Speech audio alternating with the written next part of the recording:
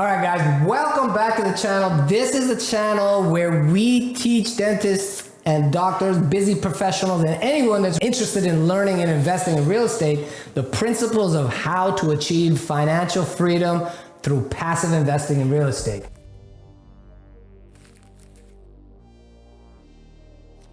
My name is Jonny Walker. I'm a successful endodontist as well as a self-made millionaire in real estate investing. Today is a very special day because today we are going to be having our very first guest that we're going to be interviewing. And this is a very special guest. He is the principal, founder, and president of Proud Living, which is a vertically integrated multifamily real estate company. TJ Caleca, welcome to the show. It's my pleasure, buddy. Thank you for having me. Absolutely. So it's been a long time coming. TJ is one of my mentors in multifamily real estate. I learned a lot from him. And so we want to have a very frank discussion about multifamily real estate, and perhaps he's going to share some strategies, share some tips on how we too can build immense wealth through investing. Now, you said that things go bad, that's when value add does better.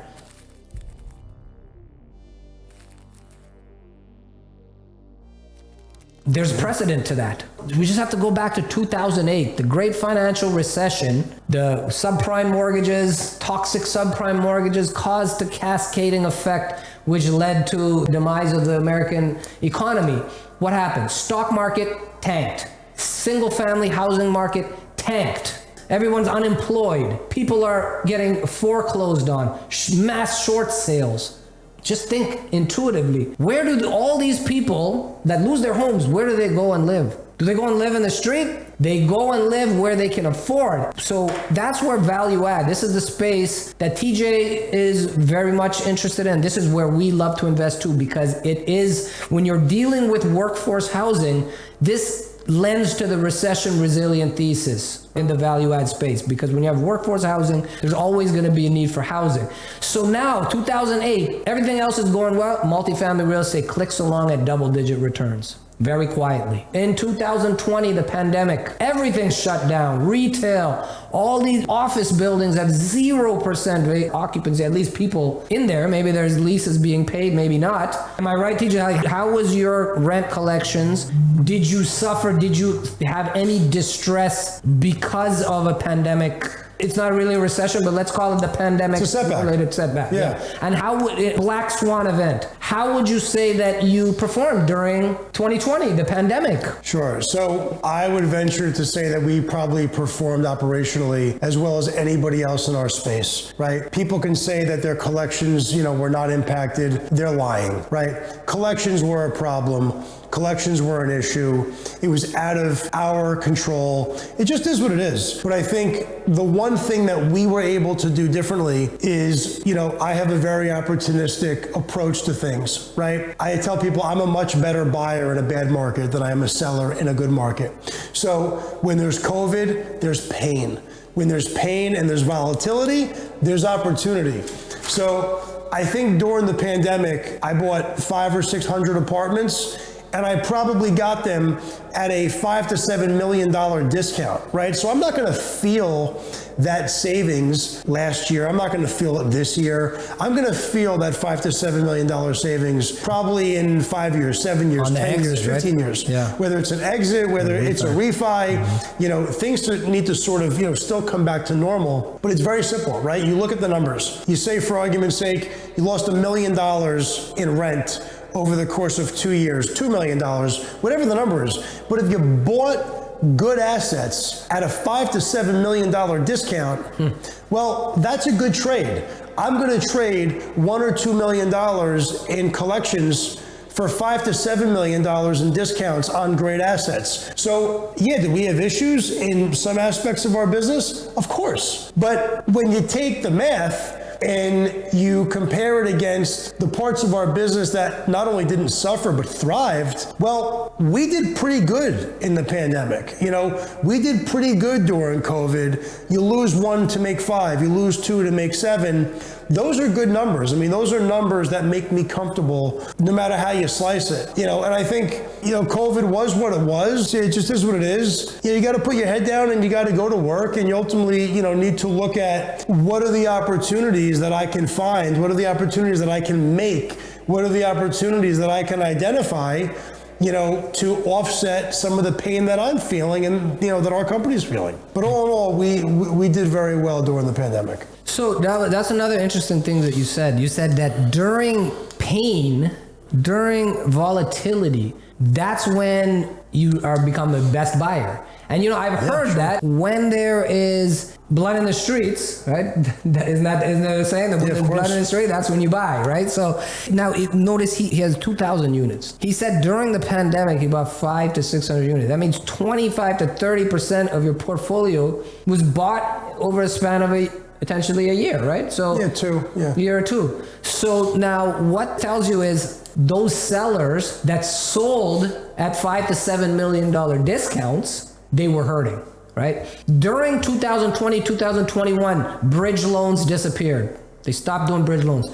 And so lenders all of a sudden disappeared as well. All of a sudden it was very difficult to do business. And a lot of even multifamily real estate investors all stepped back, like, I'm gonna wait and see what happens. And that's even happening now with a potential recession looming, interest rates going up. Now all of a sudden things are cooling down. People are taking a step back. However, when it comes to sellers that need to sell or have a personal issue or a family issue that causes them that they need to sell, and they're in an environment where nobody else wants to buy, interest rates are really high. Now all of a sudden they're stuck in a place like, I got to sell to whoever is going to come and give me any type of sensible offer. So it pays to be diligent in times when everybody else is scared, because it seems like that's when the greatest transfers of wealth happen. When things are all going up, everybody's making money, it's a bull market, people overpaying for stuff, stupid dollars chasing high prices. That's what we've seen. Cap rates come way down, interest rates were down, money was flowing, capital markets are free, everyone's buying, and as a result, competition for this assets are very high. And I bet, TJ, when things are booming like that, that's when you kind of slow down on the buying, right? Everybody else is scared to buy. That's when you start to seem to ramp it up. I don't know if we slow it down based on when things are hot or not. Our model really is, like, people ask me, how many units do you want to own one day? My answer is all of them or none of them.